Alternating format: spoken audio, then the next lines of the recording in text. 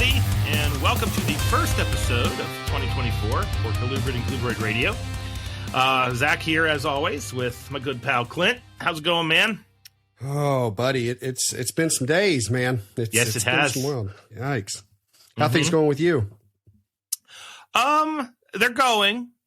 I came back to work today. I, unlike you, actually had a little bit of a break, but it really wasn't a break. Because when you have a college job and you stop teaching, doing all the administrative stuff, that's my 3-day window to actually, or 3-week window to actually do the science that I've been waiting to do all freaking semester. So I wrote some crayfish papers and got a proposal done that I had to get done a month ago. So hopefully that gets funded. But yeah, no, that's been me. But you've had a busy couple days. Oh, man. It has definitely been a rather rough New Year's weekend, for sure. And it not just for me, but for the Metazotics team, to be honest with you. So for those that are on my Facebook page, you may have seen that on Friday, my son was diagnosed with type 1 diabetes. And he has spent, today is Tuesday. And so from Friday morning until just a few hours ago, he's been in the hospital. And it's, obviously we knew something was wrong. And of course my mind goes to the absolute worst, and I'm, so to get that diagnosis, it was on one hand, now he's got to deal with this his entire life. On the other hand, it's something manageable, so it was a relief. And so now it comes down to learning how to navigate, all this newness, with him at home. And, but he is a strong, tough little boy, 9 years old, and he's already pricking his own finger and giving himself injections. I mean, so couldn't be more proud of him. I don't know if I could do that. So the fact that he's doing that. Yeah. Without flinching. I mean, not one single flinch from this kid. He's a trooper. So, so happy to have him home. That was my New Year's weekend. Kind of working in shifts as far as who's going to stay at the hospital, and keep him. Now he was great. He was doing fine the whole time that he was there, but somebody, obviously we want a parent there with him at all times. So, and we've got 2 other little ones at home. So that was my weekend. And when I say that it was rough for the entire Metazotics team, so there was me. I had an associate who, unfortunately, her mother passed away this weekend. I had another associate who had their aunt pass away this weekend, and a fourth associate who spent the weekend in the hospital with their fiance. I mean, it was just, wow. Oh, God. Yeah. God, that's not okay. I mean, no, it's for those of us that were in the hospital, everybody's home now, and very happy for that. But yeah, it was, I couldn't believe how much was happening, around us. And, but we're here. Yeah. The shop was closed Sunday and Monday, which we always are, but we opened up again today. And I'll be happy to say that this year we now have goals. Yes. Volume goals. Nice. Because we, have comp numbers to compare to and to go against. And we are already starting way above, in anticipation on the first day of the year. So that's good. And hopefully all that bad New Year's is 2023 now. Yeah. So, well, tonight's going to be good. Yeah, tonight's going to be How about that? So tonight we have Kayla Martin with us. Kayla has a social media presence. Many of you are aware of Kayla as a Honduran milksnake breeder. So that's one of the things we will be talking about tonight. But equally, I know that there's at least a handful of you that listen that recommended Kayla based off of her kind of oddball snake collection and her naturalistic vivariums, which are simply badass. That's all I'm going to say about that. Yeah, so we're going to be talking with her shortly about both of those facets. And yeah, I hope your year starts with a different trajectory there, Clint. Thank you so much, buddy. I'm sure that it's going to. Yeah. Okay. So, just general updates. I really don't have any updates. Like I said, I got off a break. I did the little bit of working that I had to do. I'm still in the midst of brumation. The past 3 weeks here have been insane with temperatures. The week of Christmas, it got up to like 68 degrees in Wheeling, West Virginia. So I was checking the infamous brumation corner, and it got up to around 60, 61. And then 3 days later, it was all the way down around 48 degrees. So, whatever the hell's going on in those snakes, I don't know. We're going to find out. We had elements of this last year, but not quite like it's been. But this is my time to just basically kind of review the animals, figure out what's going to be paired up. I don't know what I'm going to do with breeding. We'll talk about that at a later point in time. On the one hand, I'm like, breed everything, send everything to Clint. So, I like that plan. I know. And then on the other hand, I'm kind of like, well, maybe we should be a little bit more selective. But in reality, anybody that knows me knows it's going to be breed everything and send it all to Clint. So anyway, I guess I have one thing. I never in a million years thought I would have eggs hatching over Christmas, but I had Christmas Day false water cobras. One is named Jesus. One is named Jesus. One is named Mary. I told the Zooside kids, all biblical names. And we don't name snakes, but that's totally going to happen with them. And I believe we even had a New Year's baby, which was pretty cool. Because when they hatch, they don't normally like just hatch. It's like days with a big clutch. And that was a big clutch. So, but the fact I had falsies hatching, and this is the week I normally pair them. This false water cobra thing's gotten a little out of control as far as I'm concerned. But, I'm going to keep doing it because I love them dearly. But that's really it for me. You kind of gave your update, but any other things as far as the shop is concerned? Or it's a lot of kind of putting it back together, to be honest with you. Mm-hmm. This past month, we are a retail shop, so when it comes to habitats, caging, supplies, we've been hammered. Mm-hmm. It hurts my soul whenever I have to order this much product. Yeah. When I'm writing those checks or mm-hmm. clicking, submit payment for as much as what we had to replenish. But I'm also looking now. I've got to take another big trip to North Carolina to mm-hmm. stock back up on all our caging. It's interesting on, how much is really moved and exciting, at the same time. Especially the type of product that I see moving excites me because it's not just your basics. It's, cool. Where people are really wanting to set the animal up right, mm-hmm. and set it up for success. So that's really exciting. We've got all the colubrids down. I think I'd already said that on the last one. We have now moved all animals out of our holdback room into the nursery. And we are now wall to wall when it comes to caging in the nursery. We're set, which now we get to kind of shuffle some things into bigger caging. Some of those that have been around longer than anticipated as far as, babies and whatnot. So that's exciting as well. Now I just need to get that room that we now have empty situated so it can be a cool down room. And then whenever we warm up, that'll become our arid room. So we've got that. I've got new caging in for our breeding colony of bearded dragons. Oh, nice. And so I just need to get all that put together and set up. We're going to be setting all those up on Luminize as well. So pretty excited to have that happen. Gosh, I think it always feels like there's so much. And as soon as I stop talking, I'll think of 10 other things. Oh, I could have said that. I could have said that. But yeah, it's just, it's always busy. It doesn't matter what's really going on. There's always so much happening, and it's been all really positive things, really good stuff. And I'm really, really looking forward to this year. Yeah. So.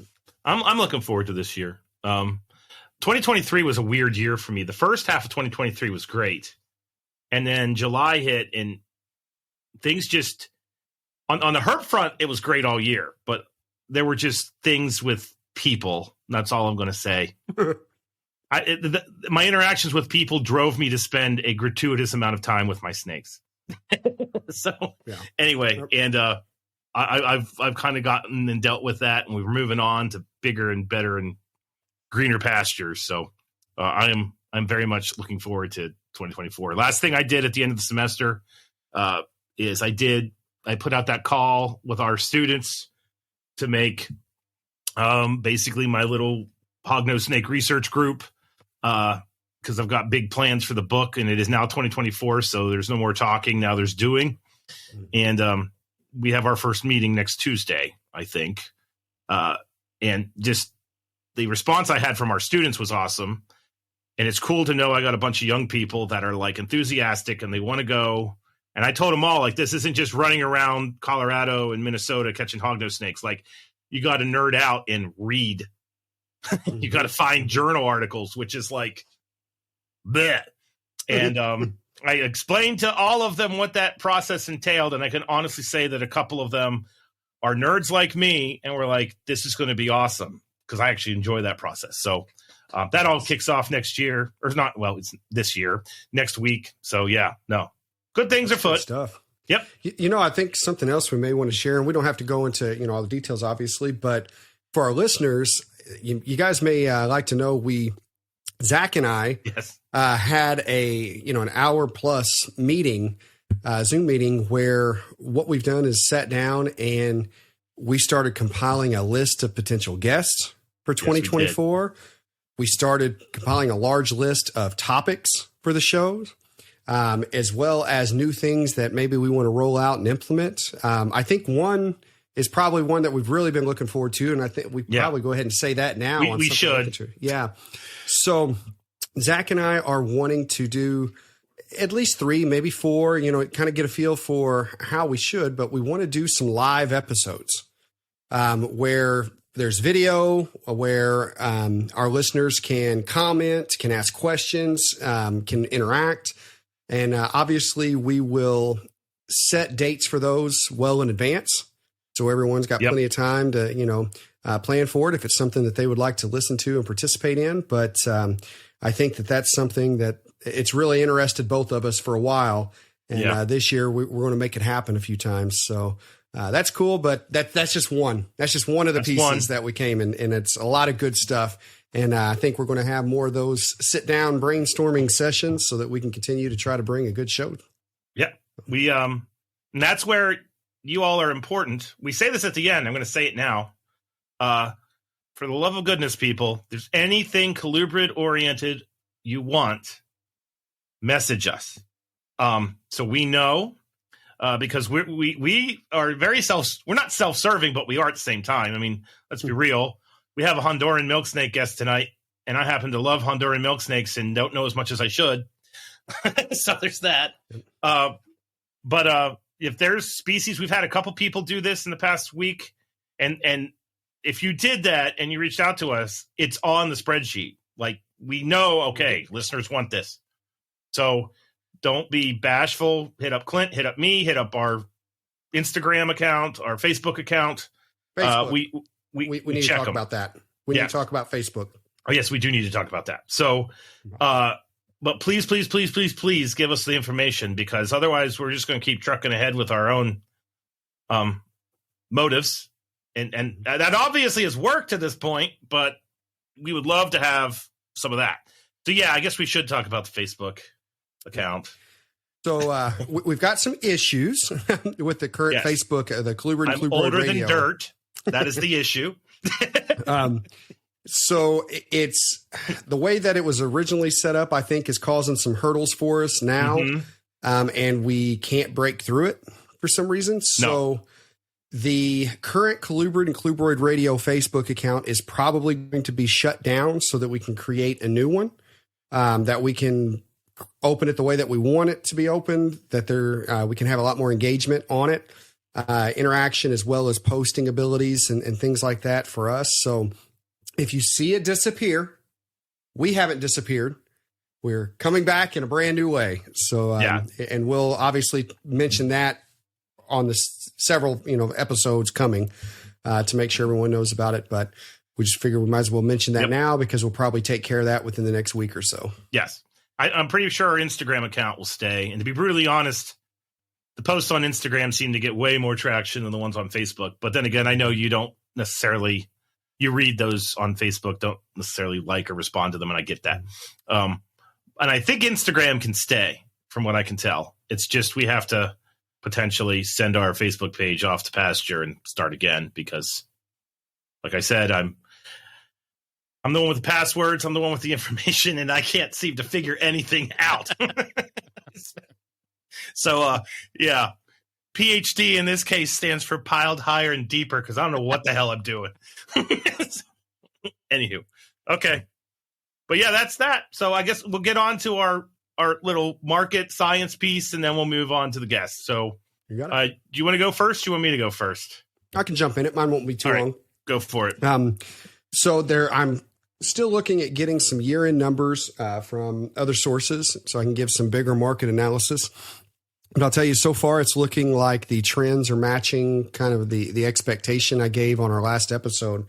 And what that is the retail sector continued to play fairly strong even after Christmas. So the final week 52, we call it. So week 52 of the year still continued to move. And there was a large amount of gift cards that came through, that I witnessed.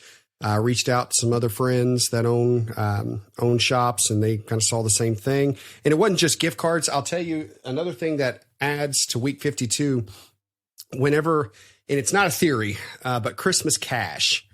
And what I mean is a lot of people get money for Christmas. And I can tell you that is certainly something that comes in through the shop because the cash deposits for the store were much higher in week 52 than really any other weeks, through the year. It's definitely more credit card transactions.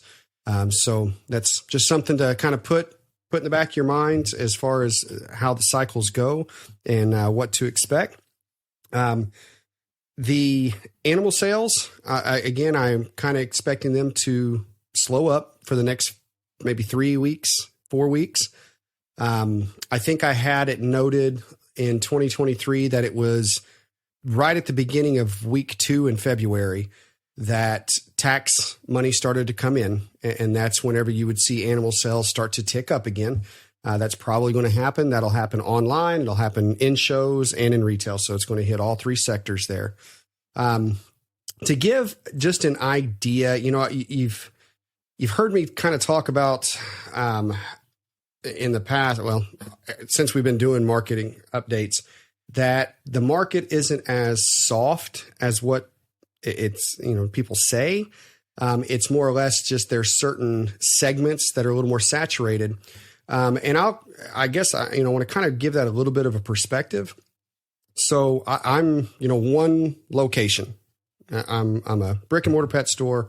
Online, though, we do have that as well as the regional shows. And this year in 2023, 830 animals left our facility. And I'm one person, you know what I mean? We've got the team. Don't get me wrong. I'm not the only one doing it, but as far as, breeder, I'm one breeder here. And like I said, so 830 animals, and to keep it, with colubrids here, 38% of those were colubrids. Nice. Mm-hmm. So, and that was, definitely our highest category. We had, the second highest was ball pythons coming in at 18%. So there were 316 colubrids that left here, 151 ball pythons. And number 3, lizards, which there's a few Euromastics and like some a frilled lizard, things like that, but 112 lizards left, in the bulk, I'd say at least 100 of those were bearded dragons. Yeah. So, but again, just wanted to kind of continue to put it in perspective on what's moving and what's not. With these numbers, I will still give the advice: breed what you like, breed what you enjoy. Because if you're just doing it for what's popular, I can tell you what's popular today is not going to be popular by the time you're producing it. So stick with what you like. This is just to kind of give you overall big views, I guess. So, That's about what I've got this round. All right. I have a fun paper. It's open access. Every time I do this, I try to find a paper that if I talk about it, you can find it. So if you want to find this paper, just write a note. If you type in the word conservation biology, translocation, snakes, those 4 words into Google, this will show up. And I am literally reading bits and pieces of this off of my browser. So when it comes to conservation, many of you know, I'm big into that. It's what my PhD is in, essentially, and that's what I have the programs here at the university. They all have a tie back to conservation in some way, shape, or form. And one of the things that I think is really cool and that people are interested in is where we breed snakes in human care, and ultimately the goal is to get them out into the wild. And so one aspect of that type of biology, it's called ex situ conservation, then to an in situ situation, is what we call translocation. So if you take a snake from the OCIC, a place where we have our collaboration with Dr. Bogan, and they breed more indigo snakes, I think, than any facility in AZA. They keep those animals, they head start them, which means you keep them in human care and get them up and running and get them past bite size. You want them to be to a point where they're big enough that they can actually maybe defend themselves against a potential predator, but not so big that they're adults with adult tendencies towards territories and blah, blah, blah.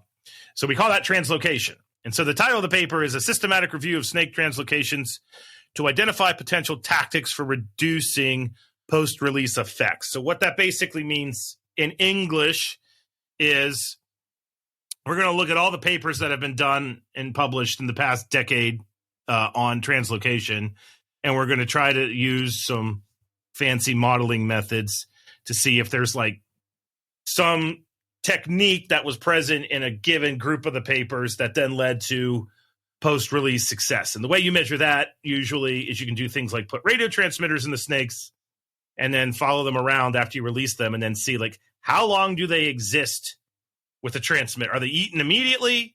Do they go out to the roads and get crunched? Or at the end of the transmitter's life, is the snake still alive? So usually that's considered a measure of success because most of these transmitters you put in these animals, depending on the size of the snake, if it's a Massasauga, it's a smaller transmitter than an indigo, but they're going to last 6 to 10 months. And sometimes you can get them where if you can dish out the money, you can have a year-long battery life or more, but that's the deal. So all I want to do, and I had it highlighted, and of course I hit the damn mouse button, and now it's all gone. So give me 1 second. Here we go.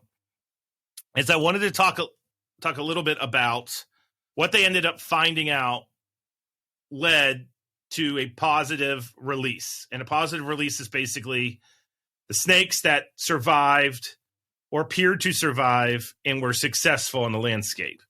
And I'm reading right from the abstract. The odds of a positive snake translocation outcome were highest with release of captive reared or juvenile snakes, release of social groups together, delayed release, provision of environmental enrichment or social housing before release, or minimization of distance translocated. So if you're going to reduce that sentence down, there's some key points here that I think tie right back to herpetoculture. One is snakes that were caught from the wild and then relocated and released, that was not as successful as snakes that were reared in human care, hatched, and then released. So that's kind of interesting because what that's saying is you can't necessarily, if you got a development in Dade County, Florida, you can't catch the indigos there and then bring them 20 miles north and release them in a wildlife management area. You can, but that was not as successful as taking a naive snake to that area, an animal bred in human care, and then releasing it so that it can essentially head out on the landscape, learn that environment, create a territory, and make it its own. So that was cool. The other thing that's in here, and we are going to go down this path, and I'm going to say this is my disclaimer before I say this. I do not want this phrase or statement weaponized. I do not want there to be shaming. I just want you to hear it for what it is. And yes, I said that.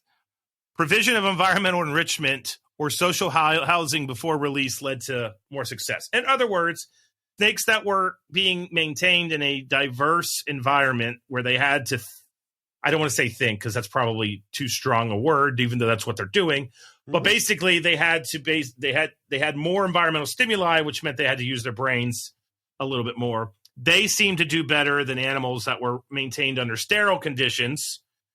And let's be real, what's that mean? A rack, and released out into the environment. So there's something to be said about that.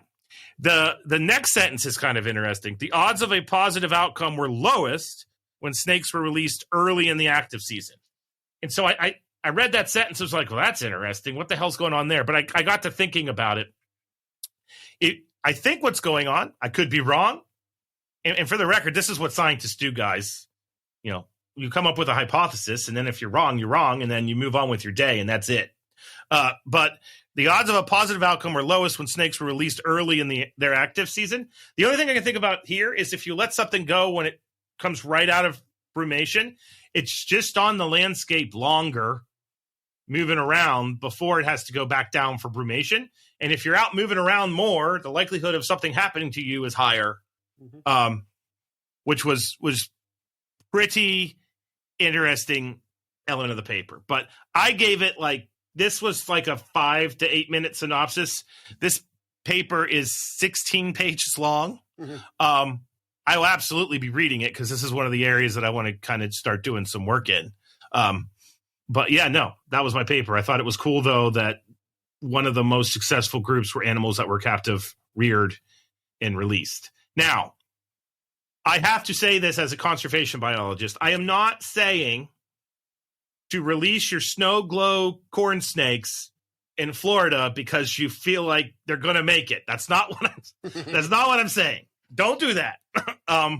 We certainly don't want to be introducing pathogens, and there's so much that goes into translocation and release. In fact, I can say that one of the things we were throwing around as a potential idea for some episodes is bringing on some zoo people or some conservation biologists that actually are in charge of these efforts with animals like indigo snakes, and have them kind of talk about the reality of what it is to do these projects. Because it's not, I have 6 pairs of indigos, I breed them, I let the babies go. There's so much more that goes into it than that. So people understand it. So it could very well be illegal in your state to do that as well. Turning loose. Oh yeah, totally illegal. Animals. Yeah. So yes. don't do that. 100% illegal. Like if you, and then we'll get off the soapbox. If you were to take corn snakes here in West Virginia, where we have a very localized population of corn snakes, that is one of the most northwestern populations of corn snakes in the country. They absolutely have probably a set of alleles and everything through evolution, natural selection that make it so that they can survive there. If you took some normal corns that you produced and you released them into that gene pool, that is literally the worst thing you could possibly do. Because you are introducing a bunch of genes that then, if they become successful and they get in that population, that could be a deleterious effect. Now, I know there's someone out there listening that goes, but it could also be advantageous. And it's disingenuous for me to say that it's not, but that's a very low possibility.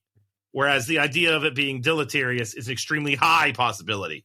So we just don't want to do that. But that's one of the reasons why I thought it'd be cool to bring somebody on who actually does this for a living. So. All right, cool. We are at the 30-minute mark for introduction, which is where we normally segue over. So you ready to do this? Let's do it. I'm excited for this guest. Yes, I am as well. So we're starting off the year with a wonderful person that we are happy to have. Miss Kayla Martin, how are you doing? Good. How are you? I'm doing well. I forgot to say your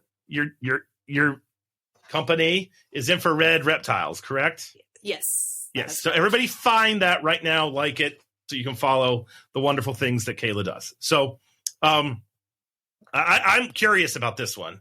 We are going to ask the standard question as our launching point. So snakes, there's many people that would argue that we're the weirdos of the world, but we obviously don't feel that way. Or maybe we do. I don't know. Why snakes? What was your start with herpetology, working with these animals? Has it been around your whole life, part of your life, recently? It has been my whole life. Okay. I got my first snake, of course, ball python, when I was 6 years old. And I have not been snakeless since. Oh, nice. But I started working at a mom and pop pet shop when I was 15. Like before I could even get the work permit, like I just started volunteering. But I stuck there for a long time. And they had reptiles in the store. And so it just kind of flourished from there of like, oh, you keep reptiles. I have such and such. I don't want anymore. Can you take it? And so I would just bring it home. And whatever the store didn't want, I brought home. And thankfully, my parents didn't care what I had in my room. Nice. So I had everything. You name it, I had it.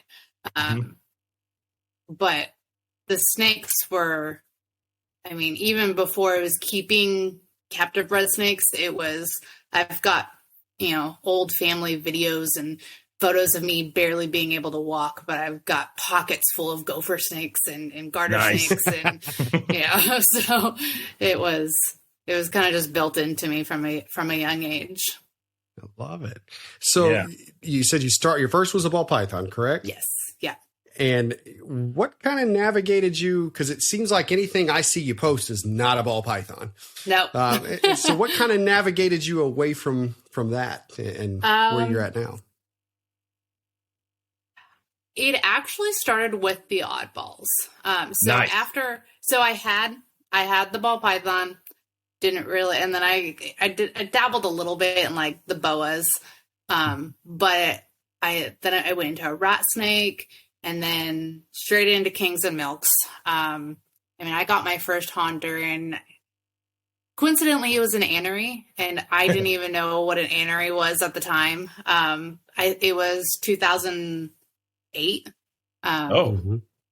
And I loved the patterning. I mean, it's just a banded snake, but it made me happy. And I kept, some speckled kings and some the Hondurans and whatnot, but I got my first oddball, which was the Madagascar giant hognose in 2009. Got that one from Freight Frida's, and that was like when you really didn't see them available. Shortly after that, I got beak nose. I've kind of discovered that I am attracted to snakes with weird faces. Yes. So there you go. It's like that's a trend in my collection. And I had a few Hondurans mixed in with all my oddballs. Leading up till 2017, and then I had like a big life change and kind of had to reevaluate what I was keeping, and I ended up selling everything except for my Hondurans. And essentially between 2017 and almost this last year, I only had Hondurans. I had a bunch of them, but I only had the Hondurans, and that's what I was focusing on. And then this last year moved and had more space. And so I was like, you know what? I want to keep the oddballs that I had before. And, I want to get back into that with more of a goal of captive breeding them. So now I'm kind of building the collection back up. Cool. What are some of the oddballs that you have now? I have a trio of the Madagascar giant hogs and a trio of Madagascar blonde hognose. I have 2.2 of the Egyptian false cobras and 2 Ramphiophis, which is the beak nose. Yep. Beak snakes. Yep. And then I have Madagascar cat eye, Spilotes sapharis. I have a trio of green bush rats. That's right. What else do I have? Blue beauty rat snakes, African house snakes, and file snakes. I think that's it. Wow. I don't remember what species it was that you and I first started chatting about. The green bush rats. Okay, that was probably. I was about to say. I'm guessing it was probably those. Yeah. So Kayla and I have chatted back and forth on Facebook periodically for a while, and I remember it's funny sometimes you see a post in a group, someone posts something, you're like, oh, that's cool, and what it was for me was the false cobras. Yeah. Whenever you had posted the setup that you have for them, I'm like, oh, those are cool. And then I glance up, I'm like, oh, hey, that's Kayla. I didn't know she has those. And then, you start seeing more and more of, I remember the beak snake and things like that, posting those pictures. And was just like, those are awesome. That, such a range there. I love whenever you see someone that has that many different of the oddball species, because it's, obviously the care for all these are going to be significantly different. So to be able to keep such a, eclectic group like that was really cool. So, when we said that we were excited to have you on, obviously, that's an understatement with some of that under your belt. I do want to talk about one oddball before we move on. The false cobras, not false water cobras, the false cobras. You just recently put up the pictures of the modified vision enclosure. Yeah. And you did that, and I don't think you know this, but that's when we had I had two people say, get her on the show now. It was literally. So that enclosure, but that it had an impact. It's an amazing idea because they're all cohabbed, correct? Yes. Yeah. So you've got 4 snakes in one. And the thing that I think is really cool about that, what I want you to talk a little bit about, is that is a classic gray 6-foot vision. Is that right? Yeah, it's a 6x3. Yeah. So I distinctly remember seeing things in the past where people were kind of like, well, you can't really do full blown naturalistic. You can do some naturalistic, but you can't go all out in one of these because of its modularity and its, a plastic enclosure. And if you think that, just give this enclosure a look, because I looked at it with my, I'm teaching herpetoculture class eye, and not to give you a big head, but the pictures have already been downloaded and slapped in the PowerPoint. So, because so just kind of, if you don't mind, before we get to the Hondurans, just talk about those snakes.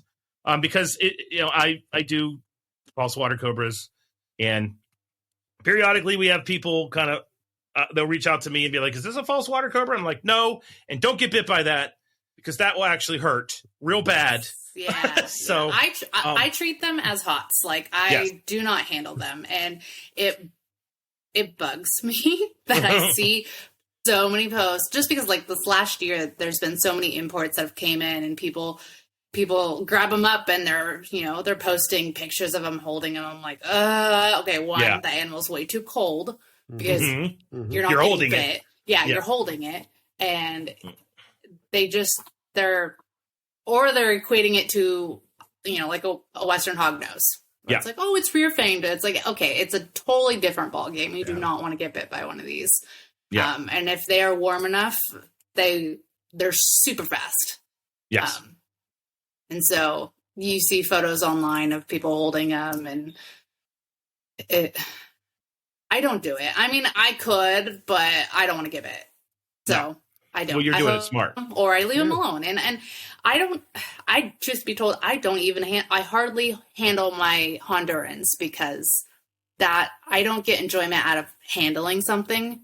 It's not a cuddly pet. I like observing them in their enclosure. I like taking photos of them.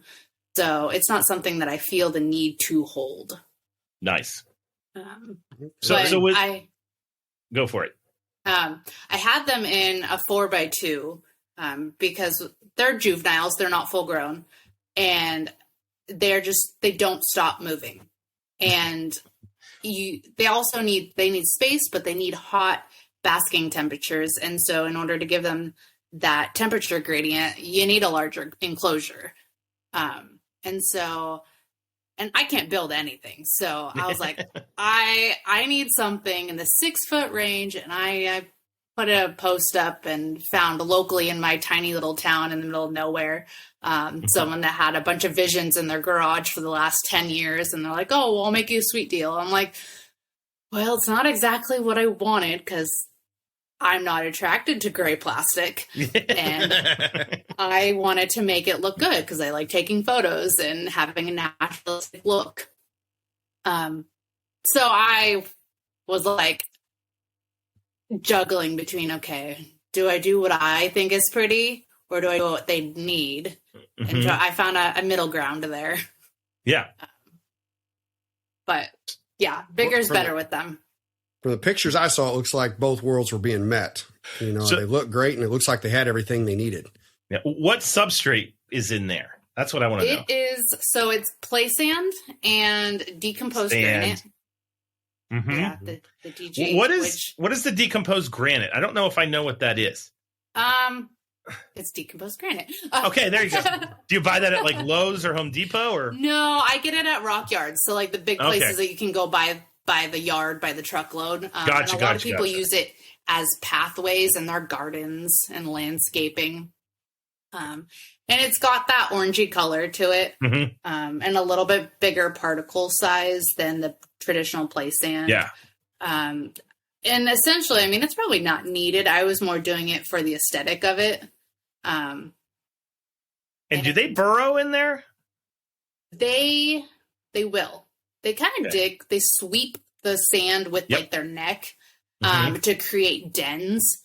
And so I have cork barks and flats that kind of shove down into the sands, and they hollowed out a den in there. Oh my God, but they're not. Nice. They're not digging and making compact burrows that I've noticed.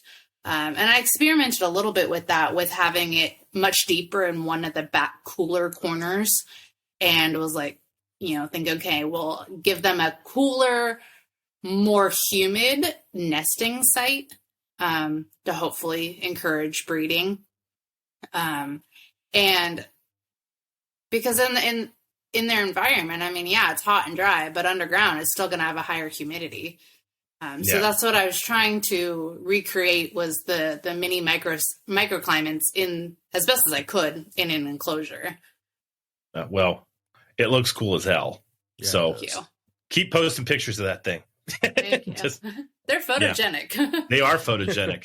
Yeah. Now, I thought about getting them, but I know me and my wackadoodle ass will totally get nailed by one. And I was like, yeah, no, I'm just not going to do that. So I'll watch other people's experience with them, because they do show up here. My local show I go to get crickets and feeders and things. There's always the importer tables, and I have a tendency to just kind of walk past those as fast as I can. But periphery vision, I'll see those, and it's an oddball that I haven't tackled yet. And I usually bring my kid to that show, and it's funny because he's an extension of my wife, which I need. And he's basically like, you don't need those. Let's move on. I'm like, thank you, 15-year-old. Well, that species is actually, it's fairly new to me. I've been out of high school for almost 20 years now. And then I signed up for some college courses about 6 months ago. And I was digging through old paperwork, in storage, trying to find my high school diploma, and came across like this crumpled paste paper handwritten from high school of like, top 5 species I want to own someday. And it had that on there. I'm like, oh yeah, I totally forgot these existed. Oh, wow. And so then went down the rabbit hole from there. There you go. Makes sense. Yeah. Your collection's very similar to mine, because I've got all the oddballs at home, but then I've got a metric ton of king snakes. So I get it, because you've got like the ability to focus with the one group, which kind of scratches that itch. But then when you get a little bit bored and the ADD kicks in, you can go. I have mad hogs at home. I'm growing up those. Obviously, false water cobras, Barons racers, all those guys. So no, I get it. I completely understand the rationale behind the collection that you have. So, anywho, but it does bring a question: why Hondurans? You had so many things that you did get to interact with. And so when you did kind of dwindle down at that one point to just having that one species for a while, why were Hondurans the direction you went? I like red and black snakes. Yeah, fair. That's a fair point. They look good. And I've kept so many things, but I haven't. And I bred. I had a clutch of carpet pythons and a clutch of tegus and a clutch of speckled kings. But I was always into the keeping side of things and not so much the breeding side until I got into the Hondurans, and that was kind of where I learned the most about the morphs and the dominant and recessive genes. And it's exciting in the way of you never really know what what genes there are, but even in the different genes, they all look a little different when they hatch out. And so it was like Christmas morning. They hatch and it's like, ooh, what are they going to look like? And so that's kind of what got me hooked. They tend to be a good hardy species too. Yes. They tend to do well. To your point, they're gorgeous, and it's even sometimes you're getting clutches like with Zach where you didn't even know that they carried other genes. They were het for other things. So yeah, I can completely see that. That makes sense. Yeah. Well, let's jump into them then. So we, in honor of the Podfather and NPR, everybody that listens to us knows we have a tendency to kind of follow this formulaic way of doing these species-based episodes. So we're going to go over husbandry, breeding. We're absolutely going to have a discussion about morphs. So if you're hearing this, stick to the end if you've wondered about that, because Kayla has all of them based off what she said earlier when I was talking with her before we came on. But as far as husbandry is concerned, what's your strategy? Is this racks? Do you keep them in racks and vivs? Have you done all the above? I had, when I first started out, I had them all in the standard 4x2 by 18 PVC animal plastics stacks. And they didn't really use them. They didn't use that space. And they stayed hidden. And then once my numbers got to a certain amount, I was like, okay, I'm going back to racks. So I do have all of my breeders. They're in the 41 quart racks, so the long tubs. Gotcha. And they do really, really well in the racks.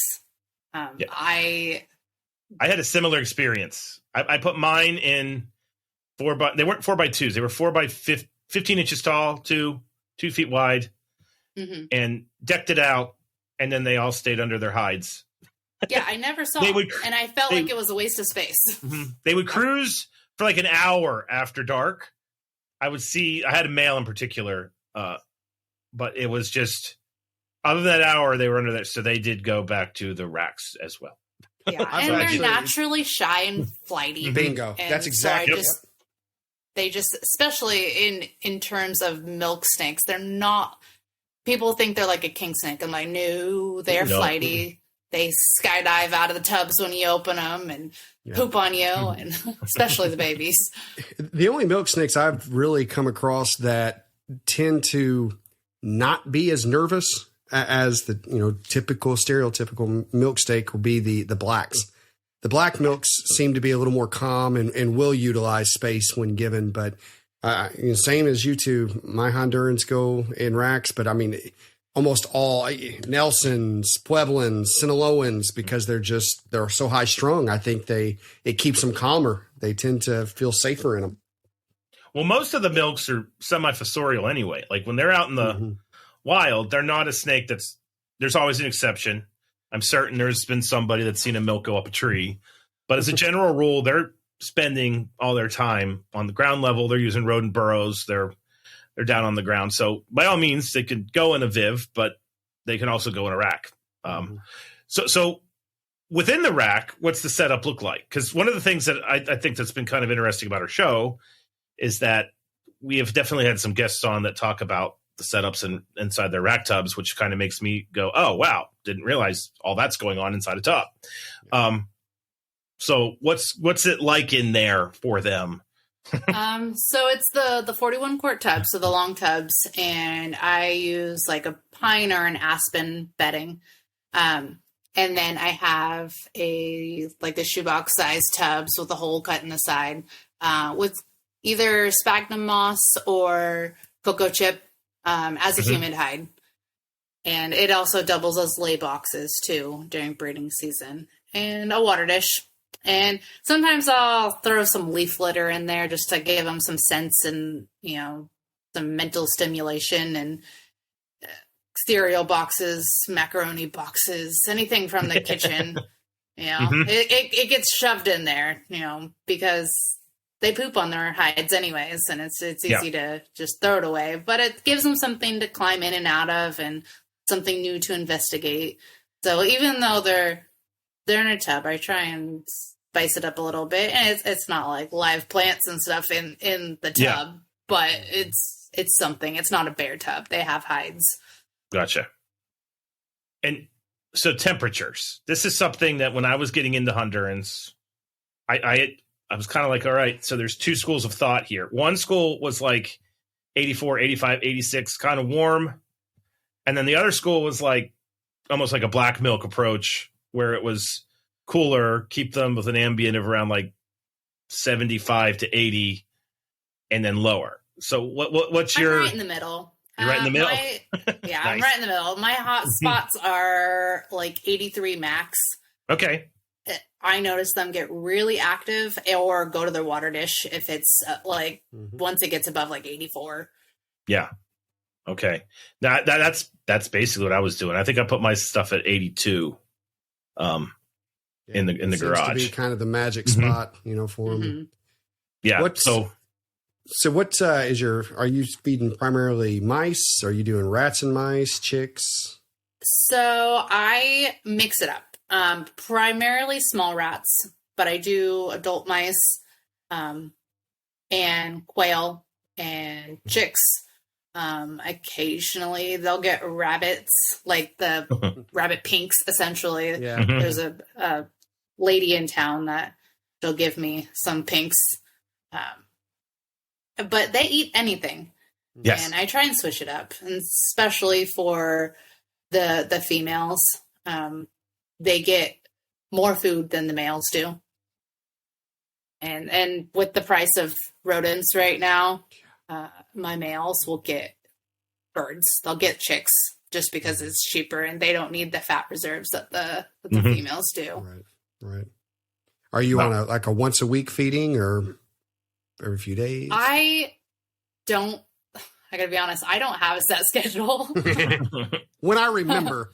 So yeah. It is during the height of the breeding season when I'm really pounding food into those girls.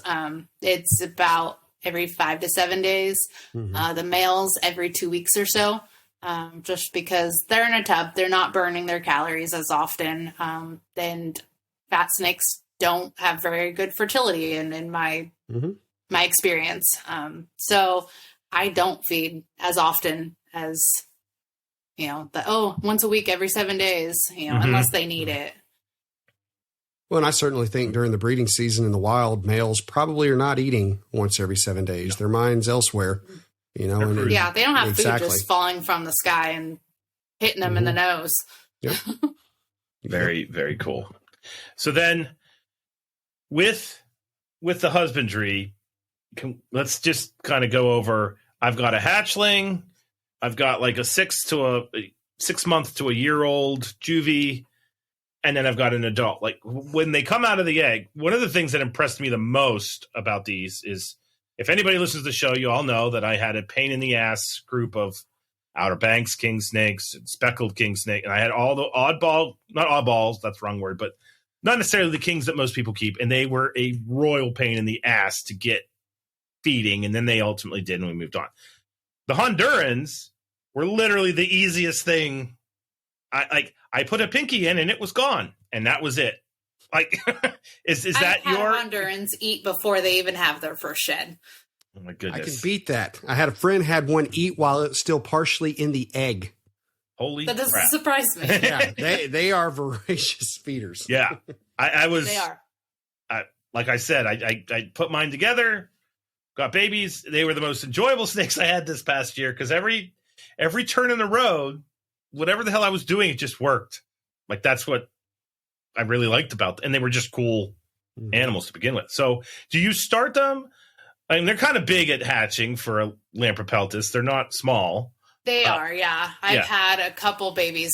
My Snows in particular, that pair gives me the most humongous babies. I mean, they hatch out at like 30 grams. Oh my goodness. Yeah, they're huge and they're angry. So yeah. Well, that was another thing I think.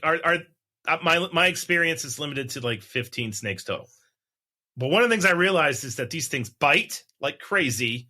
Mine did. And then, like, for a baby snake, I don't want to give the impression it hurts. I don't want to say, like, I've been bit by things and it hurts. But there's definitely something going on there when those little guys, it's not like a corn snake or a Getula King where it, like, gets you and you don't even realize it's happening. They'll hang on. Yeah, and chew. I was like, what the hell is going on? I think it's adorable. Because it's like they think they're so scary. See, you're talking about their bite. What gets me is I'm like, how does this little thing have so much poop in it? Yes. Because they certainly want to smear you with that. Oh, my goodness. All right. So then what is your, like, small pink, medium pink, just a pink? Like, what do you start with? Pink. Just a standard. It doesn't have to be like the red hot pinks straight out of the mom, just because they hatch bigger. But they hatch, they pip their egg and then they sit there with their head out for a day or two. And so it takes, anywhere from 1 to 3 days for them all to leave the egg. And I'll put the whole clutch in the hatchling rack in one tub together. And then they'll shed in about a week. And then I'll divvy them up. I'll sex them and put them all in their individual tubs just so I can monitor their feeding and everything individually.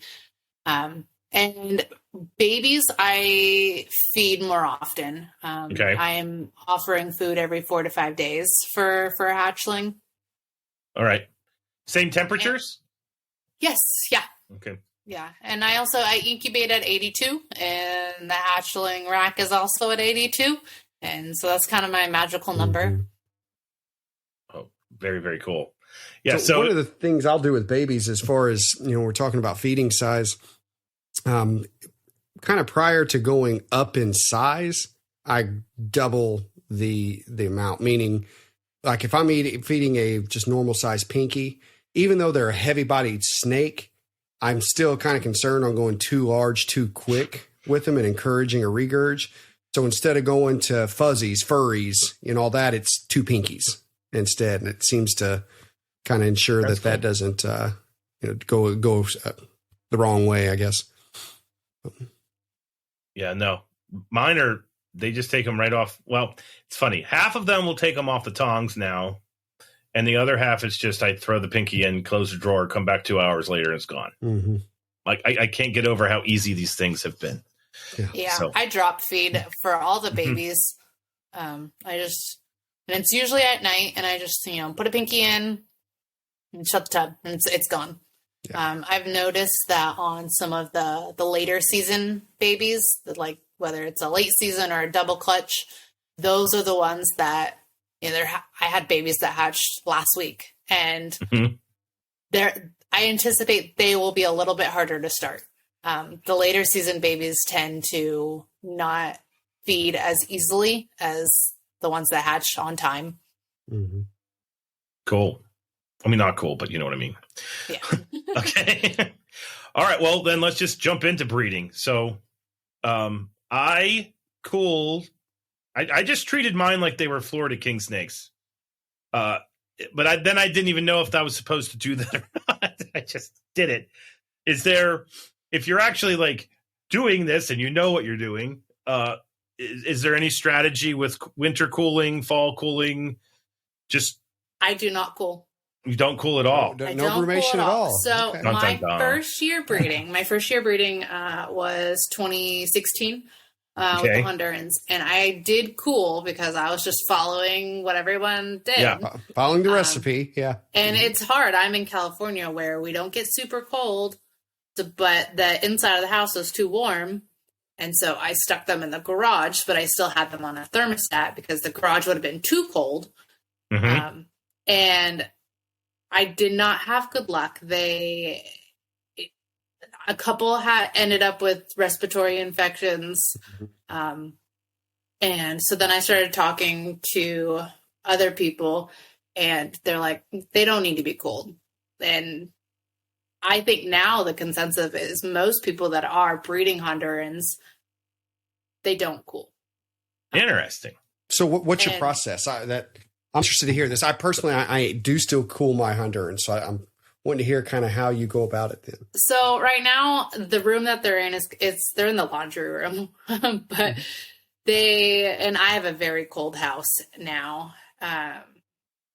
So I set the thermostat on there. It's at 77.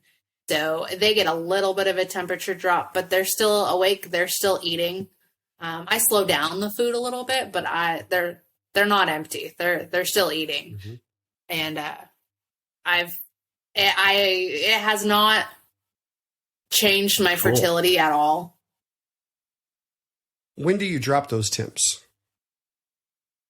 Usually around Halloween. Okay. And do you do it just a little bit, or you just drop straight to 77? I know it's not a fall. Yeah, we're talking like 5, 6 degrees. I just drop straight. Yeah, it's not a big difference. And like I said, I still feed throughout the winter. The only thing is that I will make it darker in the room. That was going to be my next question. Is there any light changing? Yeah. Yes. Yeah, I do. I do the light changing. Gotcha. Okay. And how long do you keep them down? I see. Sorry, let me rephrase. Not keeping them down because they're not down. They're awake. They're eating. How long do we stay at 77? It bounces around because the temperature of the house, it goes up and down a little bit. But essentially, I will turn the thermostat back up around Valentine's Day. So it's usually the kind of classic cooling period. Yeah. Interesting. Well, that makes a lot of sense. They're late season breeders too. Yeah. So I mean, they and from when they wake up, I say that in quotations because they're not really sleeping, but around February, I start pounding them with food, and they'll go into shed, and that's when I'll put them together, and I won't see any action for probably another month or two because they're late season breeders. But I cohab about half the year. Mm-hmm. And I won't say I've never seen it from other people. They say, oh, well, I've had things get eaten. They are lamp after all, but the milks are not like king snakes. No, not nearly. Where they're totally fine. In my experience and many others that I've talked to, totally fine. I know a lot of people that cohab year round with the Hondurans. And then I know people that say, don't ever do it, but take it with what you will. But I've never had any issues. And their breeding period has been so sporadic for me in times. And maybe that's because I don't cool, so they don't have that set ovulation schedule to where I have found that if they're together, then I'm not missing that window. Yeah. Makes sense. That's my strategy. I had one male and the 2 females, and I would keep the male in with one female for about 3 weeks, and then he'd go to the other female for 3 weeks, and then he'd go to the other female for 3 weeks. And like I said, I wasn't even I felt like I was half-assing it, to be honest with you. And then I got 2 clutches. Like, what the hell?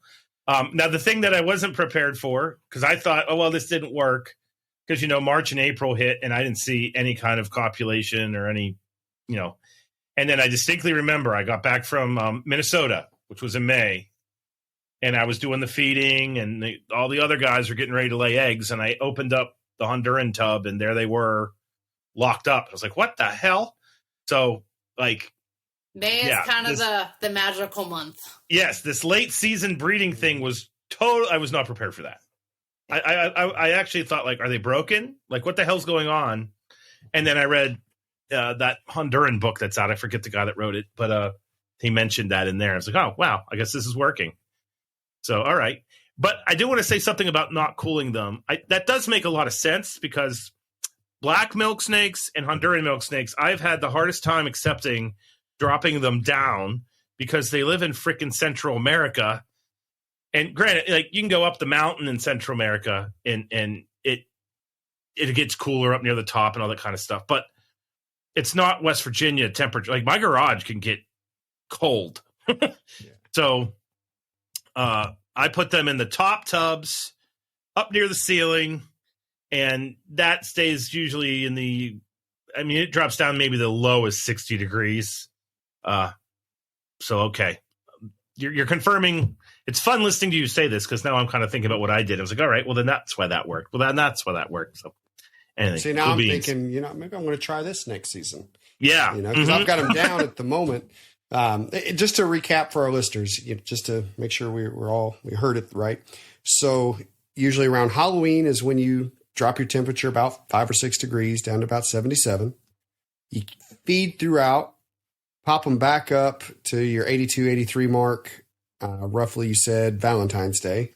Yes. And then it's after that first shed is when you throw them together and pretty much leave them together at that point. Is that right? Yep. Okay. Interesting. Nice. Very interesting. All righty. And I'll usually put the male in the female's tub, and then I do separate to feed. And that's just me taking the male out, sticking him in back in his tub. Yeah. Feeding him, and then he goes right back in there with the female. And I like to move the males versus the females. I feel like it's, the less stress on the females, the better. Mm-hmm. Are you using a 1-to-1 kind of ratio, or are you putting multiple females to a male? And if so, how do you determine that cycle? It's mostly 1-to-1. There is a couple pairings that I have. The male gets 2 ladies. And they're all in one tub. So gotcha. Yeah. Okay. Oh my goodness. Nice. That's all right. That's how I do the Persina with the green bush rat snake. Same thing, where running trios together. So interesting. Nice. Good stuff, Kayla. When you are, I just forgot the question. When you're feeding the neonates, yes, we're kind of going back to babies now. Sorry about that, but what is a normal growth rate? This is something that I've been trying to figure out. So, like in your experience, you have a holdback, you fed it well, it's eating well. We're not power feeding for growth. I'm not saying that, but like at a year after it's hatched, what's a normal sized yearling going to be? So, and at what age do you breed them? It is. So the magical rule for breeding is 3 and 3. 3 years, 300 grams. I like to wait until 4 years or 400 grams. I've noticed that, sometimes I'll have a 500-600 gram 2-year-old, but it's like once they have that first clutch, that growth rate just stops. It dramatically slows down. So I want them to get as big as they can before being bred. Okay. And I keep a lot of different lineages and bloodlines. And some of those I have noticed a trend of they don't grow very fast and they don't get very big. And it could be due to just wherever they originated from, they're smaller animals, or had a smaller gene pool. Because I've heard other people with the same lineages having the same issue of them just not getting as to their, that textbook Honduran size. And I've had other lineages grow super, super fast and then top out at a certain gram. And then that's it. So I think a lot of the size has to do with the genetics and not so much just the feeding aspect of it. Okay, cool. Well, that makes sense. Does that answer your question? Yeah. And you've got me thinking about what I've got back there too. And my snows tend to be smaller than like my hypotangerines. And now that I think about it, typically that's all of them that I've had. And not that the snows are small by any means, but the hypotangerines always seem to get bigger. The snows hatch bigger. Hypotangerines end up becoming bigger, at least in the collection that I've got. It makes me wonder because there's really not that many morphs in the Hondurans. There's just kind of the basics of, you know, the albino, the anery, the whatnot. But the hypo is the most common of the morphs. And so they're going to have a bigger gene pool. And it makes me wonder if the line breeding that was involved in creating these morphs, if that triggered them to be smaller. I could totally see that triggering them to be smaller. Yeah. You see in a lot of animals outside of, like, we're now going to like just basic evolution. When you have a limited amount of genes to work with, you get the result of what those genes produce. So if it just so happened that the animals were small that made the hypos, then the genetic disposition for size is going to be small because that's what the genes are allocating for. So that's why a lot of times you see on like islands, you get gigantism or you get dwarfism, but you oftentimes don't get like the middle ground because you just so happen to be on an island and being a dwarf is more advantageous and there's fewer animals getting out there. And that's the thing that manifests itself and takes off. So in a captive population, because that's essentially all these morphs are, is a captive population, it just works and that's the way it is. And if we own a hypo, you got a smaller snake. I don't know if you do or don't. Or if you want a snow, you got a bigger snake from what it sounds like. So yeah. But we've danced around these morphs. I think it's time that we do our swan dive in there. So anything else you want to mention that we may not have hit on directly with husbandry based off your practice? Maybe not so much husbandry, but their temperament. Okay, go for that. Babies are super flighty. They poop on you. They'll bite you when you're holding them, like if you restrict them. But for sure, you're going to get pooped on. Super flighty, escape artists. Absolutely. I don't even want to say how many I have had get out. And you swear they cannot get out of this tub. There's no way. And then they're gone. So I always, anyone that buys a snake from me, I'm like, what are you putting into? Is it a glass tank? Does it have a screen lid? Like, check any holes where the cords go through. They'll find a way to get out. I think that's a Lamprepeltis trait right there. Yes. Yeah. It is. Yeah. They're the ninjas. The snake. Yeah. And I vend a lot of shows also. I sell online, but I do vend a lot of shows. And I started my love of snakes as a kid, and I've got kids. And so it's like, of course I want to inspire the younger generation to get into keeping. But I do have a lot of customers that come to me. I'm like, oh, I want to get my 8-year-old their first snake. And your Hondurans are so pretty because everyone loves the bright colors.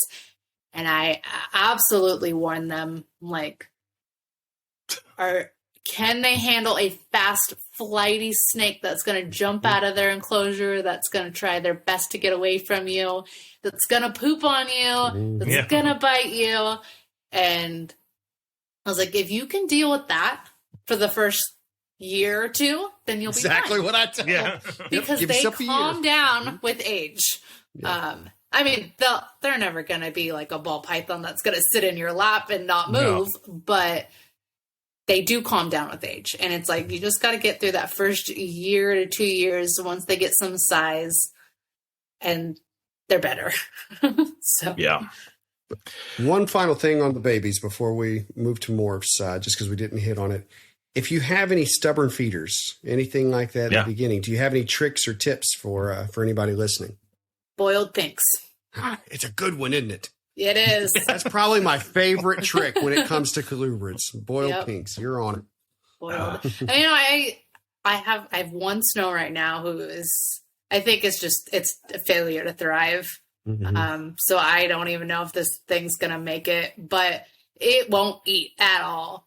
And I recently, which I feel like I'm so behind in the ball game of knowing this, I just found out about the washed pinks. And And so I'm trying that. So far, it's not working, but I think it's just this individual snake that's just like, I don't want to live. Yeah. But yeah, now my go-to has always been boiled. You said you feed quail too. Try to put a little quail scent on there. That seems to be something magical that's been working for us. Oh, it's many snake different crack. species. So yeah. So give that a go. Yep. Good stuff. Well, are we ready for morphs? We're ready for morphs. All right. So I'm gonna start it, and then Clint can take off from there because I want to ask some questions, prove to the world that I am incredibly ignorant to this stuff. So a normal Honduran. So when I got it, like I will fully admit, I literally went on the morph market when I got my trio. I knew what I wanted, but I can't for the life of me learn what these things are. I can rattle off hundreds of animals out in the wild. I cannot remember what the hell a hypo is, what a snow is, it just doesn't stick. And so I looked and was like, pretty, bye. That's literally what I did. Like, I didn't know what it was. And then the pretty bye led to like all these different colors that hatched out of my group. But I realized after I tried to learn when I had eggs, I didn't even know what a damn normal Honduran looked like. Like if I was in the field in Honduras and I found a Honduran, I would be like, oh, it's tricolor milksnake. Which one is it? I wouldn't realize. So just starting off with normal, can we just talk a little bit about what like the base model, what nature made, The wild what that type. looks like, the wild type? People refer to that as the wild type. And that is my favorite I like the wild types because it's red and black. Okay. Or it's the tricolor. So the wild types come in a tricolor or the tangerine. Sorry. We're going to talk about tangerine in a second. Yeah, and which a lot of people confuse what a tangerine actually is. So I'll touch on that. But the wild type is going to be, they're dark. They're muddy is a word that some people use to refer to them as, but they're darker, and they are the red and black or the tricolor. And tricolor comes in, it can be a peachy color, it can be a yellow, but there's dirty white kind of, yeah. Yeah, but there's usually a little of the black tipping on the wild type animals, which gives them the darker look. And you actually, those you don't see too often. Yeah. Like you'll be hard pressed to ever find those at a show. It's just not common. Yeah. I did. Most of the captive ones now, they almost always have a hypo gene in there somewhere. Yep. And the hypo really cleans them up. It takes away that black tipping. It lightens them. And even if something's not labeled hypo, I can look at it and be like, that's a het hypo. Interesting. So that's the base model. And they're actually somewhat rare. I think that's fair to say. But the one word that kept popping up that took me a while to grasp, what the hell is this? And then I was overcomplicating it. I'll fully admit that. So with Hondos, you see Hondurans, you see tangerine, this, het hypo tangerine, this blah, blah, blah. What the hell is tangerine? And why is it such an important word? Because it's rampant throughout Honduran milksnakes. People have stuck this tangerine name on pretty much anything that has that orange banding and the triad band, the orange band. They're like, oh, tangerine, because tangerines are that orange color. But a true tangerine is actually going to be a bicolor as it ages, because they darken as they age. And so a true tangerine is that the red and on the snake is gonna basically be the same color as the color in the inside of that triad band. Okay. And it may be orange as a baby, but as the snake ages, it's going to be the bicolor, where it's going to be a red coloration. And if that inner band color is anything less than that deep orange, it's a tricolor. Gotcha. Yeah. Cool. Okay, so meaning that there's going to be 3 colors in there ultimately as tricolor? Yes, okay. Yeah, and tricolors range between being that pale yellow, almost a white, to where it can be dark to where it's like peachy or an apricot color, but it's still a tricolor. If it's not orange or a bicolor, it's still a tricolor.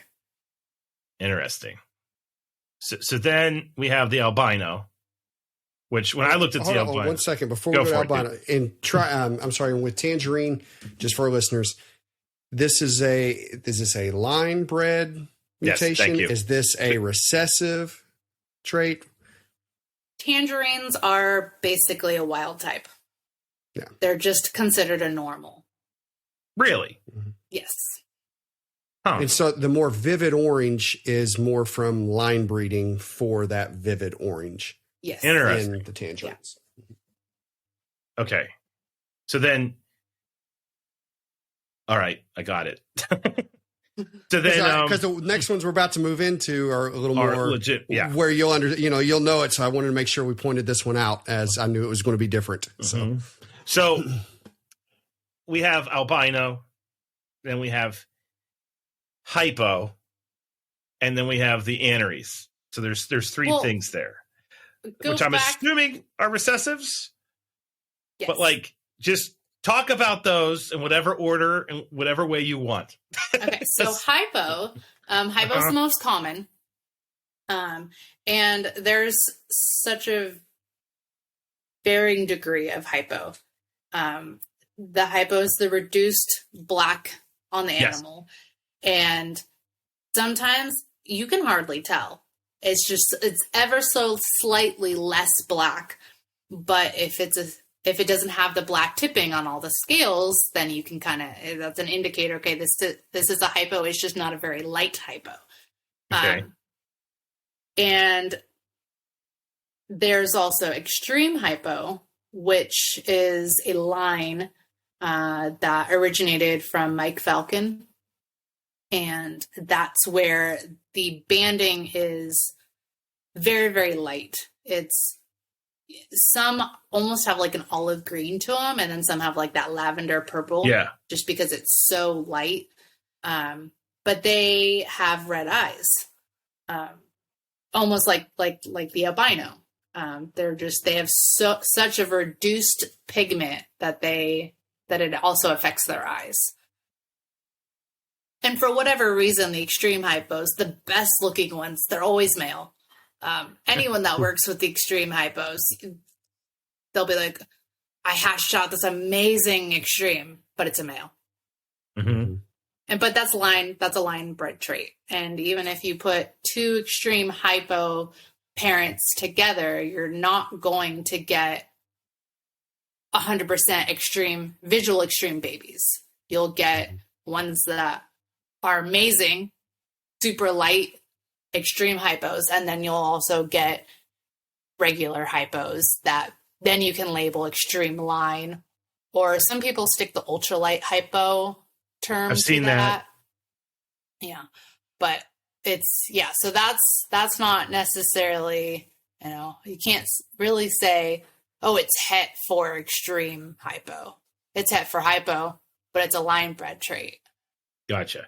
So extreme hypo, ultra hypo, and hypo, there's not really a genetic marker that's differentiating those 3. It's just looking at the snake when it comes out of the egg and then applying that kind of qualitative statement to it. Correct. Okay. See, this is where my black-white scientist brain goes ape with these morphs, because I'm like, you can't have 3 terms for the same thing genetically. Well, yes, but look at it more as a marketing term. See, I can't think that way. It is, but there's a difference between extreme hypo. You can have a really nice looking super light, and I say super light not as a name, but just a very light hypo. But just because it's a light hypo doesn't make it an extreme. Gotcha. That's a line. Mm-hmm.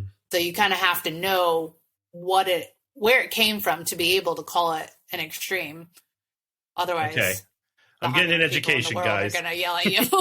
Okay, Zach, Okatee? Yes. Abbott's Okatee. Yep. Gotcha. It's just extreme. He didn't use his name for it.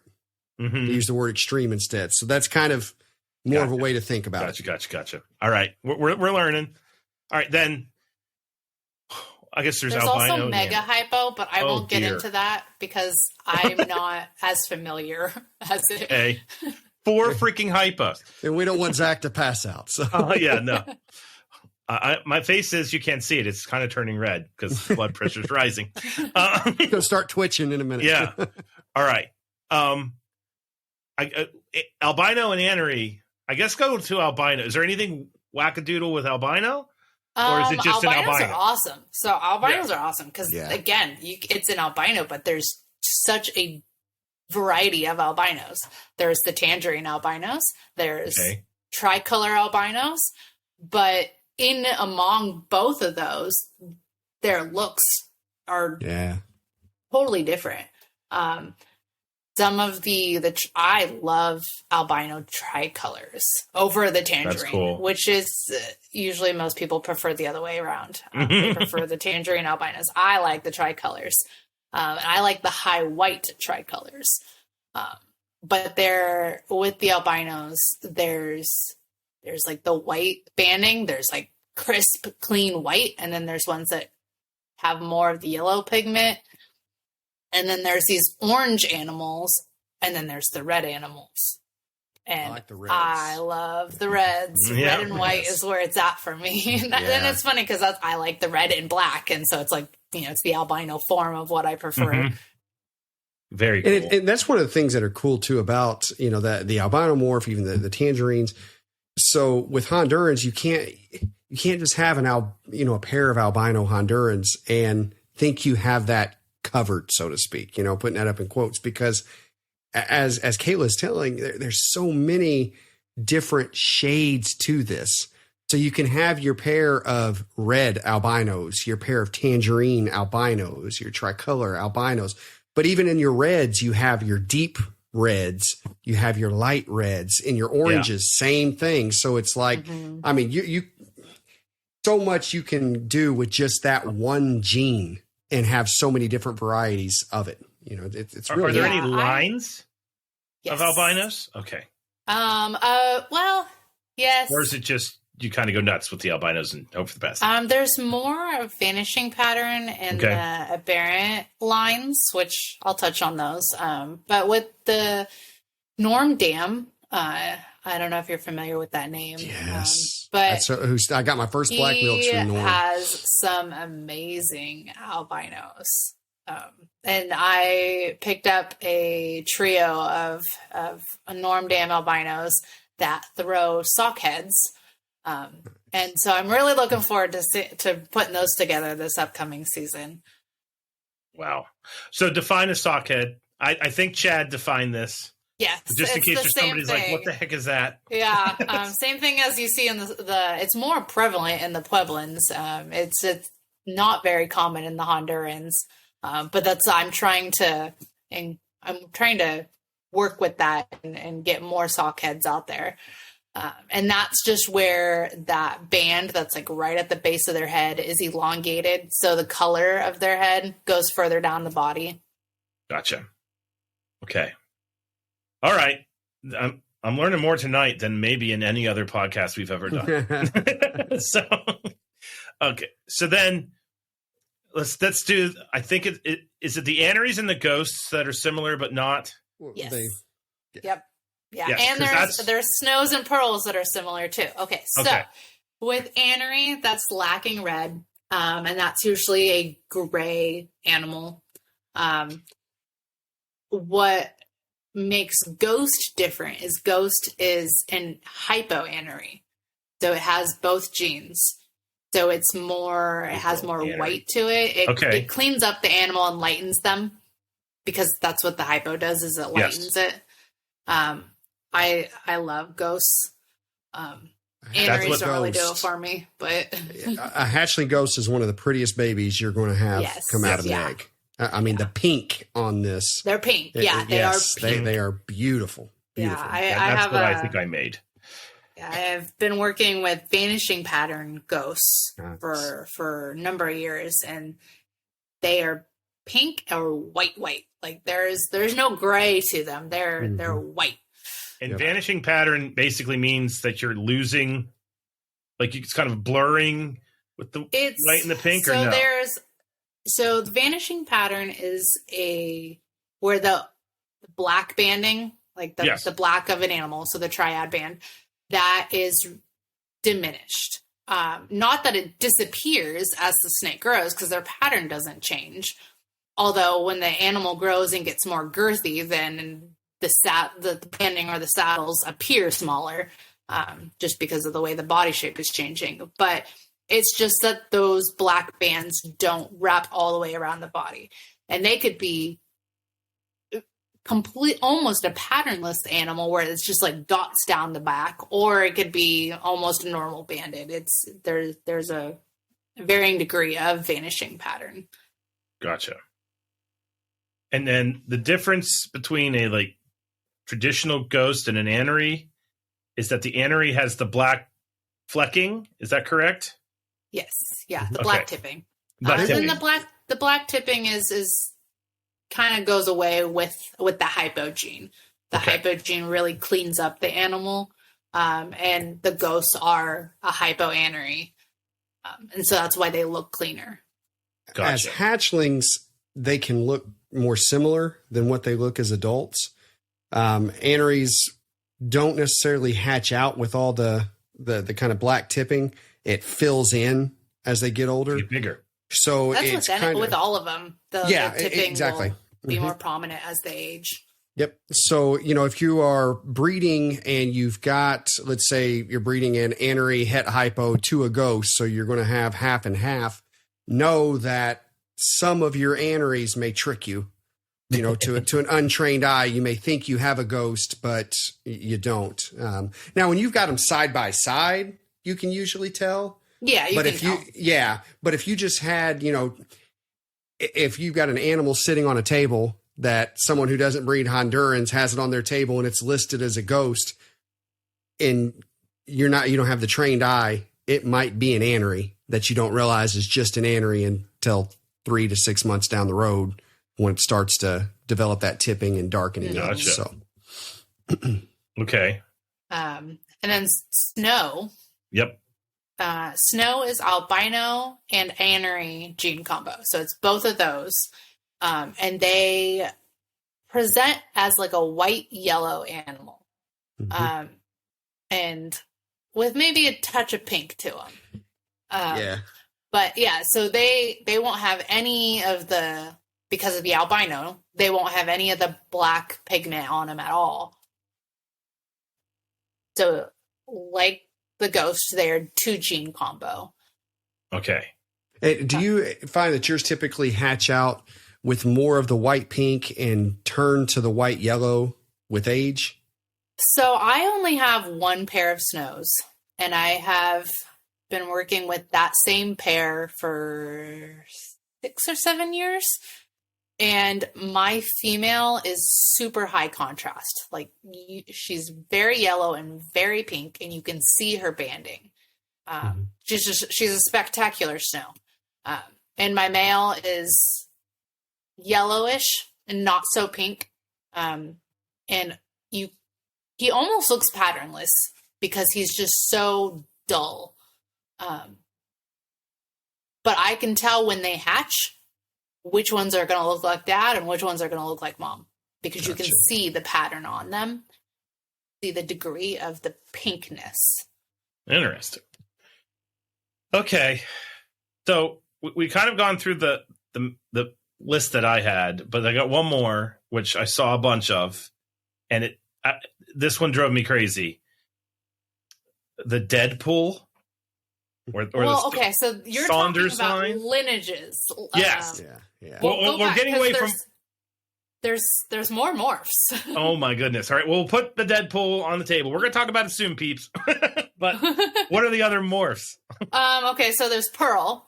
And Pearl is the 3 gene combo where it's albino, anery, and hypo all together. Oh my gosh. They look the exact same as a snow. So, because you can't visually see that hypo gene. So if something is, if you see it on Morph Market or something, and it's labeled a pearl, you have to, the breeder has to be able to prove to you that this is the 3 genes, because it's going to look the same as a 2 gene, as a snow. Gotcha. And that's the same thing with hibino. They'll label it a hibino, but it visually looks the same because you can't see the hypo in an albino. So a hibino is a hypo albino? Yes. Okay. Yeah. Gotcha. So between the hibino and the pearls, the breeder or the seller they need to be able to prove that it has this hidden gene in order, this non-visual gene, in order to label it that. Okay. So then you're buying those with the multi-genes to then breed to another het to basically get like the most morphs out of one clutch. Is that the idea there? Correct. Yes. Okay. Yeah. Gotcha. You have more options. Okay. That makes sense. Any other morphs? No. Okay, good.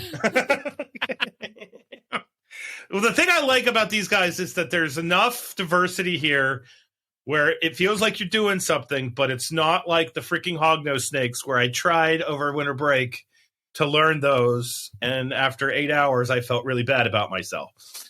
Because all the different, Jesus Lord. They're easy to follow. It's not too this is not difficult. Yeah.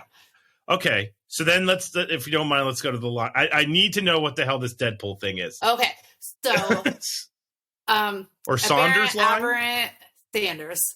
Okay. So the aberrant or aberrant, I don't know how you pronounce it. Aberrant. But aberrant. Okay, so there is a few select bloodlines of that. Deadpool, which is the Bailey line. Deadpool was a nickname that popped up within the last 5 or so years from one person's specific collection. He equated the black and red coloring to look like Deadpool, and so he stuck this name on it. But that's not the original name. That is the original name is Bailey line. Excellent. And then there is Sanders, originated from Wayne Sanders, and then he sold his entire collection to Scott Thompson. Scott Thompson is he's legendary. He's awesome. He's a good friend of mine. He has some amazing animals. I got all of my Sanders from him. And so there's Sanders line, Aberrant, Bailey line, aka Deadpool, and Crazy line. And that's the main 3 Aberrant lineages. And I don't have Bailey, but I have Sanders and Crazy line. And what is special about these lines? Well, Crazy line looks completely different from the other 2. And I think those are awesome. They are more of like a peachy tricolor. And they have a lot of the aberrant patterning to them. I have noticed that when we were talking about certain lineages staying smaller, in my experience, the Crazy lines have stayed smaller. Whereas the Sanders line are monstrous. They're huge. But they're also crazy flighty. Like, it's just funny how little tendencies of temperament, even though they're all the same species, it definitely is somehow related to the lineage. Just because I've got many Sanders line and they're all psycho. And those are animals that when they grow up, they're basically black and red. Is that the idea or no? Yes, that's the traditional. Okay. And with the lineages of the aberrant or aberrant, it's not a recessive dominant gene. So you can put two aberrant animals together, but that doesn't mean that all your babies are going to have visual aberrants. And you can put two non-visuals together and get amazing, little spiral babies. And so it's very cool. People will say, "Oh, het aberrant." And it's like, well, technically it's not, it can't be het. It's a line bred trait. And if if you put two of the same lines together, you're increasing your odds, but that's not necessarily a promise that you're going to produce aberrant babies. Gotcha. In 1 year, you might, get amazing babies, and then the next year they're all pretty normal looking. I'll tell you something I found about aberrant babies. So this was, had to be almost 20 years ago, 18 to 20 years ago. Had some normal. They were tangerine, but I mean, that was pretty much normals even back then. Had a pair of adults, and I was new to Hondurans, hadn't kept them before, and had asked, a friend what he had incubated his at. And actually, if I remember right, I got this pair from him. And so this is what he would incubate the eggs at.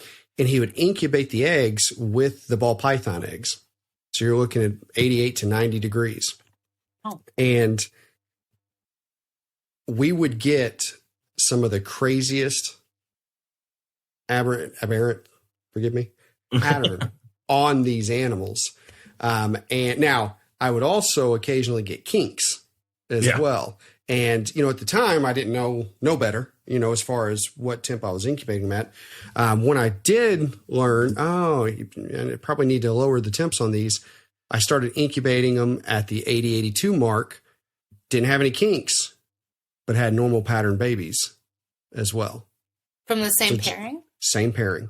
Oh. Yeah. So just something I thought was, it was something I thought was very interesting, that because once I went to the 8082, never got another, anything other than a normal patterned baby after that. And so it was something in that incubation temp that messed with that patterning quite a bit. That's weird. That's really interesting. It was. I feel a sad experience coming on. And I had forgotten all about it until this conversation just now, because I, moved from them and now breeding Hondurans, and I've never even thought about bumping the temp up again, but something neat. So any more lines worthy of note? Or is that? There is other lines out there. There's the mega lines, part of the hypo. There's, Falcon line has really great vanishing pattern ghosts. But as far as like the main lines that you hear about are the Bailey, the Sanders, and the Crazy line. And there's a couple in Europe too, but I'm not as familiar as them. There's there's a hypo tricolor line that's a really clean, light, like pale yellow, the Japkuji. I have a pair of those. That's a European hypo tricolor line. Interesting. But there's really not that many, which it makes it easier to keep track of. I prefer it like that. Mm-hmm. All righty. Well, thanks for doing that. I don't think we've ever put anybody. I don't really feel like we put you on the spot, but we did kind of put you on the spot with going over all the different morphs. You did an absolutely amazing job with that, so thank you. Thank you. We're nearing the end, and in honor of Matt, who came up with this question many moons ago, and I'm really curious to hear your answer, because you're in the thick of it with herpetoculture. You've been doing this a while, like since you were 6.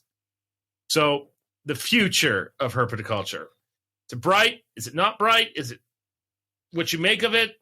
What do you think's the good, the bad, the ugly? Just kind of spout out your thoughts. You've listened to our show, so you kind of know how this question rolls. I think it ebbs and flows. It slows down and then picks right back up, and slows down or picks right back up. And in terms of the Hondurans, you know, when I first started this was almost 10 years ago. My babies were selling for $60 a pop, and I was super happy with that. And 2 years after that, it was 100, 150, and I had wait lists. I had babies that were sold before they were hatched, and you know, I couldn't produce enough of them. And then around COVID hit, and of course that's when I slowed down a little bit too. And I, maybe it was just me, because I went through a divorce, and I took kind of a backseat of things online for a little bit. Everyone else was like, oh, well, during COVID, everyone was stuck in their house, and, you know, the market just boomed. And I'm like, wow, I missed it. But now the prices have went up, but you go on Morph Market and there's so many out there. There's an oversupply. And especially when everyone was seeing the prices tick up, they bought a bunch, and now those I've raised up, and now they're breeding them, and now no one's selling as quickly as they were 4 or 5 years ago, because there's more supply. But for me, in my terms of, I have seen it over the last year that I've really put more of what I produce out there. Again, that it's picking up. It's picking back up from what it was for me a couple years ago. And so I don't see it slowing down, at least not with the colubrids. I think some other species may stall out a little bit. But I think the colubrids have, it's like back in the 90s where everyone wanted colubrids, and then it turned into the ball pythons, and now colubrids are kind of making their comeback a little bit. Well, and I'll tell you that Hondurans are definitely a species that, in my opinion, there will always be a market for. And it's because simply, look at them. Yeah, they're cool. They're beautiful, but they have good size to them. Yeah, and that's what a lot of people enjoy, is that they're a heavy-bodied, bigger milk snake.